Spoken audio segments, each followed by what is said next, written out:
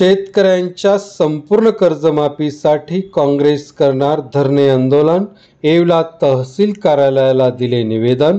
केंद्र सरकारने नुकत्याच जाहीर केलेल्या अर्थसंकल्पामध्ये शेतकऱ्यांच्या तोंडाला पाणी पुसले असून शेतकऱ्यांना संपूर्ण कर्जमाफी द्यावी या प्रमुख मागणीसाठी येवला तालुका काँग्रेस कमिटीच्या वतीने येवला तहसील कार्यालयाला निवेदन देण्यात आले।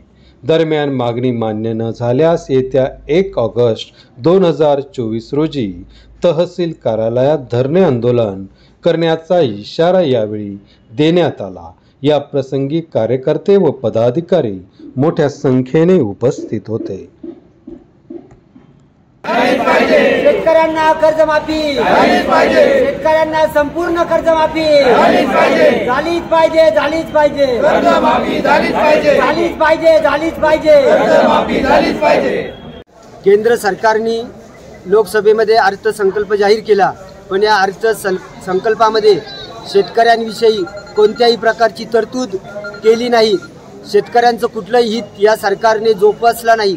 आज या देशातील शेतकरी अडचणीत आलेला आहे आणि अडचणीत असताना या देशातील शेतकऱ्यांची सरसकट कर्जमाफी होणं हे अत्यंत आवश्यक आहे।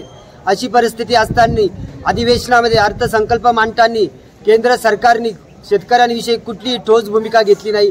त्यामुळे आज आम्ही माननीय तहसीलदार साहेब यांना निवेदन देऊन आमच्या शेतकऱ्यांच्या काँग्रेस पक्षातर्फे निवेदन देऊन भावना कळवल्या आहे की संपूर्ण कर्जमाफी झाली पाहिजे।